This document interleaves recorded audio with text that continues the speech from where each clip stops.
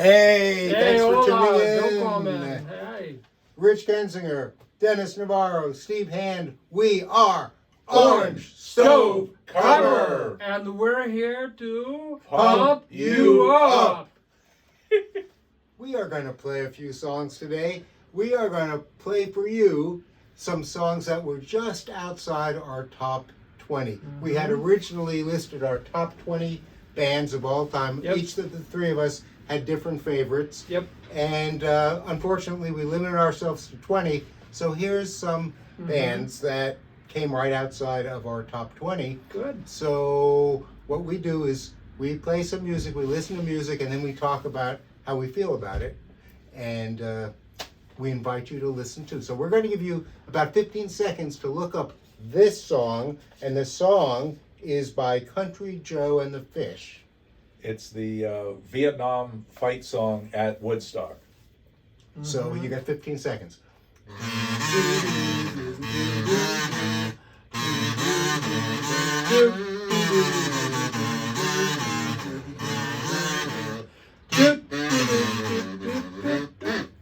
All right, so hopefully you found that on your music service.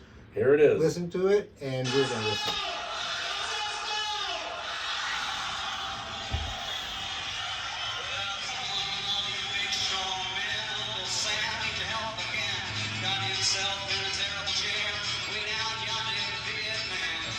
Woody Guthrie too. Oh, Did some of this. Did similar protesting. Yeah. This is a good song.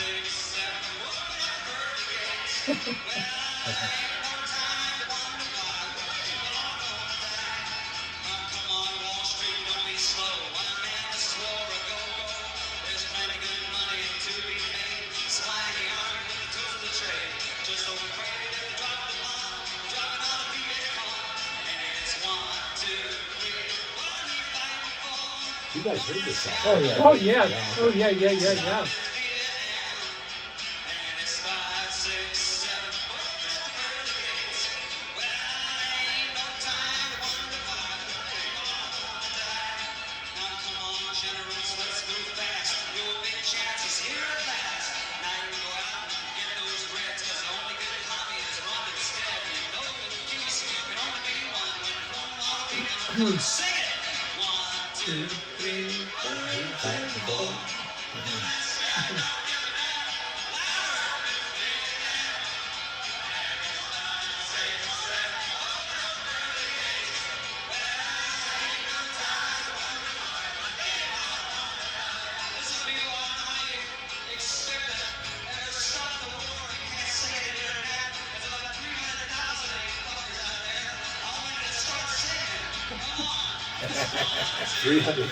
people. Oh, yeah.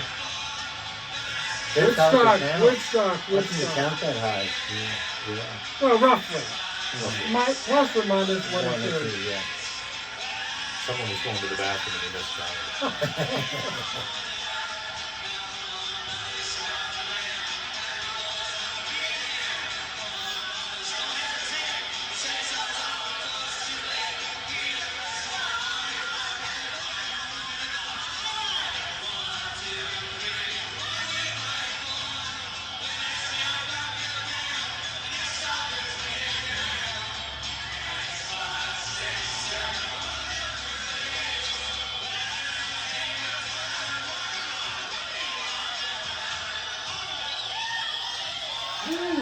Okay, I got hope the you crowd heard going. that. Hope you heard that song. If not, you can play it later. That's You right. just stick with our discussion and then Country play it Joe. later. Yeah. Country Joe and the Fitch. All right.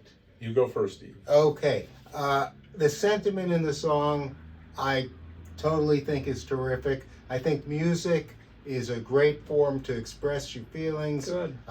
Nonviolent form, Good. and freedom of speech, and peace loving. And majority of Americans, I think, were against the war in Vietnam, and against war. Period. Yeah, and I am too. So I think the lyrics were just great, especially for the times. Mm-hmm. The music, I wouldn't play it for the music. I wouldn't play it for the music. The musical quality wasn't Not quite. Wasn't the greatest. Not my genre. How about that? a grunge band, a garage band. Yeah, I'm there going you to go. give it, in thinking about the lyrics and the music together, I would say 75, because I think the Well, lyrics are so Stevie. good and the sentiment's so good. Okay, Okay, very well stated. thank you. Background there, Dennis, and the Okay, reaction. to Country the Joe and the song. Fish formed, as you would probably think, in Berkeley, California, the seat of the rebellion Mhm. of the hippie era of psychedelic Mhm. rock. Yep. They were very big in the San Francisco music scene from the mid to late Mm-hmm. 60s. Country Joe was the lead singer, and Barry the Fish Melton wrote the that was lyrics. his last name. Yeah, Barry the Fish That's Melton. great. A counterculture was their theme, anti-war protests, free Yep. love, and recreational drug use. So a lot of LSD. Yep. They counted on the crowd being so high and so out of it that they wouldn't even understand what they were playing. kind of like The Grateful Dead. the Grateful Dead. Oh, that'd be a good concert. It was called Acid Rock, and Country Joe just recently died. So in his memorial, I give for the theme, I give 100, and for the quality of music, I still give an 85. Okay, That's where I'm at. great. Thanks I'm for not the moving background. from it. Okay. Rich. Well, if you've been following us over some time, you'll understand how meaningful these protests became. Now, I've said before, I served 4 years in the Air Force as an ER medic during Vietnam. Fortunately, I didn't get stationed there. Absolute disaster. 58,000 of our soldiers never came back. And on top of that,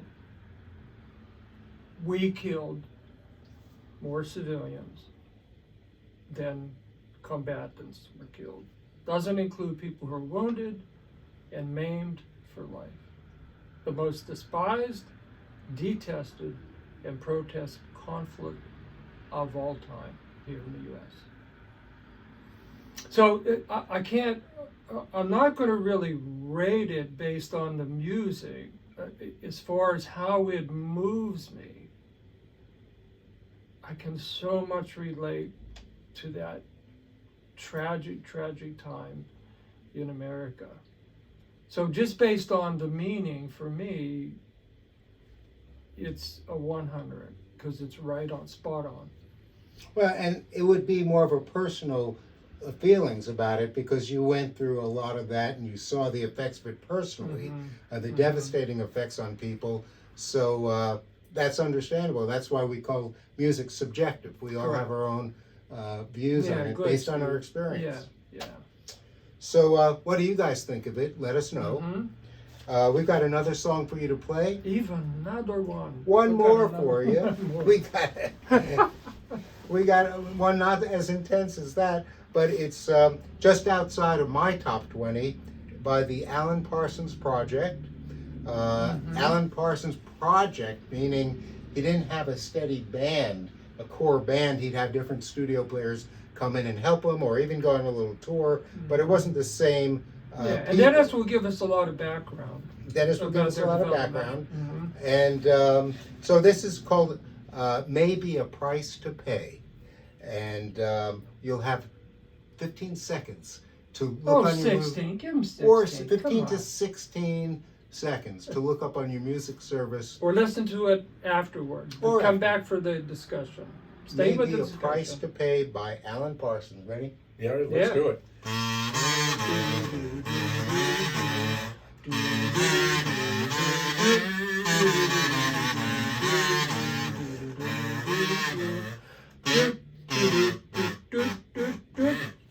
All right, here we go with Alan Parsons, and here it is. I'm going to fast forward it because this is a really slow beginning.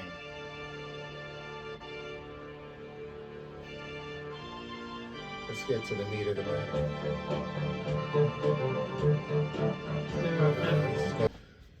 Dennis, you want background? Yeah, Alan Parsons. What a great name, because he was Alan Parsons was a producer, audio engineer, You can tell that. Yeah. Musician and composer, and then the singer-songwriter and pianist was Eric Wolfson. So that's basically the group. And like you said, they would pull in studio musicians to do their albums. How many albums do you think they had? 10? They very close. 11 albums over 15 years. I, Robot, Turn of a Friendly Card, Eye in the Sky. I remember Eye in the Sky. Yes. Their themes were science fiction, supernatural, literary, and sociological. And I compare them a lot to Electric Light Orchestra. Oh, They yeah. remind me of that. So that's a little bit of background. Oh, do you know if he ever was with Pink Floyd, or did he work for Pink Floyd? I'll check on that while you guys are talking, but let me give a score. I like Okay. the instrumental part was really great. I'll give it a 93. Okay, all right. Rich? I want to know what the hell is wrong in this house today. And I'm just relating it to what's happening in this country today. And it's not good. I do some research, and I say we're in the midst of a devolving second civil war. And as I predicted, sadly, more aggression and violence. So I can relate it to what's happening now. I'm going to give, because I think it's pertinent and it kind of moves me in that way, what's happening now, I'm going to give it an 89. Okay. Mm-hmm. Just because it moves, because it moves me. I can relate to what's happening in America now. And the stakes are extremely high if we can survive. Is this one of those songs that the words to you meant more than the actual music itself? Oh yeah. The music did move me that much, but it just what the meaning it has even now, because it's really based in a lot of the research that I do now, and I do really say it's a devolving second civil war with more aggression and violence, and there's probably even more to come. So that's how it's significant to me. That's very interesting. I had an interpretation relating to a price to pay as an individual goes through life. When you're trying to achieve something, there's always a price to pay. There's good point, Stevie. Effort and persistence, perseverance, and you run across a lot of obstacles. It's like us. Our experience here, the three of us, right? Orange Subcover, we're in this, evolution or whatever. Yes, evolution. And so I liked it because of that, the lyrics, and I liked the music. I thought it had a nice beat, and I liked the bass, and the lead singer was good. So I'm going to give it a 96. All right. Wow. Stevie. Here's what he looks like. That's Alan Parsons, and that's the other fellow. Probably a long time ago, huh? Yeah, this was him doing the engineering for Pink Floyd's Dark Side of the Moon. He was. How did you know that? Well, I had read a little bit about it. Crucial staff engineer, the innovative sound effects, sonic clarity, complex loops. He was the key behind that album. Wow. So very good history there. Yeah. What score did you give? 96. 96. Okay. Yeah. What do you think? Didn't I say? Oh, you think 93? I think you said. Okay. Yeah. It's coming back to me again. It was so Why good. not, Your first Dennis? review Why was not? great. But I thought, they sound a little like Electric Light Orchestra, but I like Alan Parsons better. To me, ELO is more repetitive with the keyboards. Yeah, good point. He goes up. Good point. But I like him also better than Pink Floyd, because Pink Floyd to me was a little spacey, and I got think bored. that's what it was meant to be. Kind Well, of it was too spacey for me. Way too spacey. A little bit of history. I'm at University of Dayton at the arena watching ELO concert, and we said they sound just like the album. A lot of it was pre-recorded. Oh. They got in so much trouble for their concerts. Well, their stuff was interesting, but unique and interesting. They had to admit that a lot of it was pre-recorded. So oh wow, they got in a little bit of trouble. Yeah, well, they should have. Yeah. Well, what'd you think, gang? Yeah, let us know what you think. If you liked our kazoo playing better than the songs, that's okay if you say that. But we appreciate your comments, and subscribe, please. Please stay with us, and again, please give us some tips about what you really want to hear. Absolutely. We'll definitely play them. Absolutely. So thank you very much for tuning in. We'll see you See you next next time. Bye.